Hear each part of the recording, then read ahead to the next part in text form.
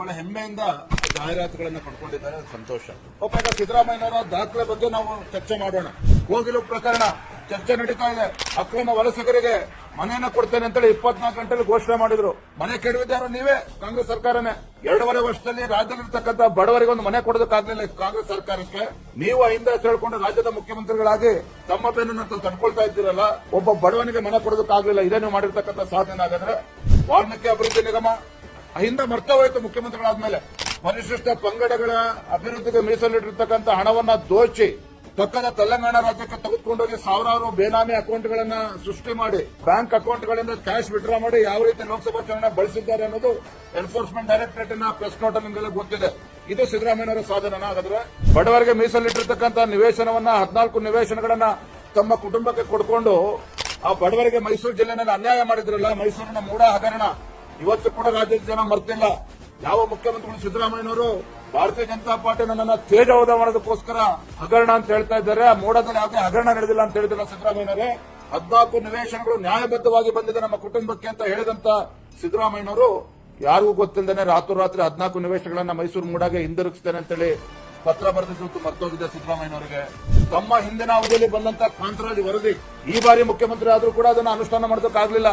ತೆರಿಗೆದಾರರಿಂದ ಹಣವನ್ನ ಬಳಸಿಕೊಂಡು 150 ಕೋಟಿ ಬಳಸಿಕೊಂಡು ಇವತ್ತೇನು ಕಾಂತರಾಜ್ ವರದಿಯನ್ನ ತಯಾರಾಯಿತು, ಕಸದ ಬುಟ್ಟಿಗೆ ಹಾಕಿದ್ರೆ ಮನೆ ಸಿದ್ದರಾಮಯ್ಯನವರೇ. ಇದೇನ ಅಥವಾ ಹಿಂದ ಸಮುದಾಯಗಳಿಗೆ ಕೊಟ್ಟಿರ್ತಕ್ಕಂಥ ನ್ಯಾಯ? ಹಾಗಾದ್ರೆ ರಾಜ್ಯದ ಮುಖ್ಯಮಂತ್ರಿಗಳಾಗಿ ಅವ್ರ ದೇವರ ಬಗ್ಗೆ ಎಷ್ಟು ಭಕ್ತಿ ಇದೆ, ದೇವರನ್ನ ಎಷ್ಟು ನಂಬ್ತಾರೆ ನನಗಂತೂ ಗೊತ್ತಿಲ್ಲ. ಆದ್ರೆ ಒಂದು ಸಲ ರಾಜ್ಯದ ಮುಖ್ಯಮಂತ್ರಿ ಕುರ್ಚಿಯನ್ನು ಕೂತ ಮೇಲೆ ಈ ರಾಜ್ಯದ ಮುಖ್ಯಮಂತ್ರಿಗಳು, ಈ ರಾಜ್ಯದಲ್ಲಿರ್ತಕ್ಕಂಥ 6.5 ಕೋಟಿ ಕನ್ನಡಿಗರು ಅವ್ರದೇ ಆದಂತಹ ಭಕ್ತಿ ಇದೆ, ಅವ್ರದೇ ನಂಬತಕ್ಕಂಥ ದೇವಸ್ಥಾನಗಳಿದ್ದಾವೆ. ತಾವೇನ್ ಸಾಧನೆ ಮಾಡಿದ್ರಿ? ಯಾವುದೋ ಬುರುಡೆ ಗ್ಯಾಂಗ್ ಅನ್ನ ಮಾತು ಕಟ್ಕೊಂಡು ಎಸ್ಐಟಿ ರಚನೆ ಮಾಡಿ ಧರ್ಮಸ್ಥಳ ಮಂಜುನಾಥೇಶ್ವರನ ಕೋಟ್ಯಾಂತರ ಭಕ್ತರ ಭಾವನೆಗಳಿಗೆ ಧಕ್ಕೆ ತರುವಂತ ಕೆಲಸ ಮುಖ್ಯಮಂತ್ರಿಗಳೇ ಸ್ವತಃ ತಾವೇ ಮಾಡಿದ್ರಲ್ಲ.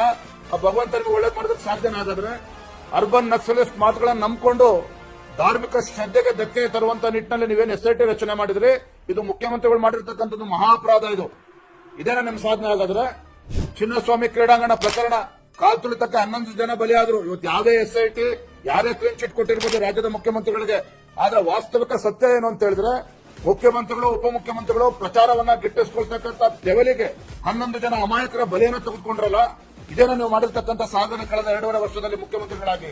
ಹಿಂದೂ ಕಾರ್ಯಕರ್ತಗಳನ್ನ ಟಾರ್ಗೆಟ್ ಮಾಡಿರುವಂತದ್ದು, ದ್ವೇಷ ಭಾಷಣದ ಮುಖೇನ ಈ ಸರ್ಕಾರದ ಹುಳುಕನ್ನ ಮುಚ್ಚಿ ಹಾಕಿಕೊಳ್ತಕ್ಕಂಥ ಷಡ್ಯಂತ್ರ ಏನ್ ಮಾಡೋದ್ರಲ್ಲಿ ದ್ವೇಷ ಭಾಷಣ ಕಾಯ್ದೆ ಅಂತ ತಂದಿದ್ದಾರೆ. ಇದೇ ಅವರು ಸರ್ಕಾರದ ಸಾಧನೆ. ಹಾಗಾಗಿ ದೇವರಾಜ ಅರಸರವರ ಹೆಸರು ಹೇಳೋದಕ್ಕೂ ಕೂಡ ಕಾಂಗ್ರೆಸ್ ಪಕ್ಷದವರಿಗೆ ಯಾವುದೇ ಒಂದು ನೈತಿಕತೆ ಇಲ್ಲ, ಯಾವುದೊಂದು ಯೋಗ್ಯತೆ ಇಲ್ಲ. ಅವರ ದಾಖಲೆನ ಮುರಿದಿದ್ದೇನೆ ಅಂತ ಸಾಧನೆ ಮಾಡಿದ್ದೇವೆ ಅಂತೇಳಿ ಅನ್ಕೊಂಡಿದ್ರೆ ಅದು ಭ್ರಮೆ ಮಾತ್ರ. ರಾಜ್ಯದ ಜನ ಎಲ್ಲವನ್ನೂ ಕೂಡ ಗಮನಿಸ್ತಾ ಇದ್ದಾರೆ. ಸೂಕ್ತ ಸಮಯದಲ್ಲಿ ಯಾವ ರೀತಿ ಉತ್ತರವನ್ನ ಕೊಡಬೇಕು ಕಾಂಗ್ರೆಸ್ ಪಕ್ಷಕ್ಕೆ ಉತ್ತರವನ್ನ ಕೊಡ್ತಾರೆ.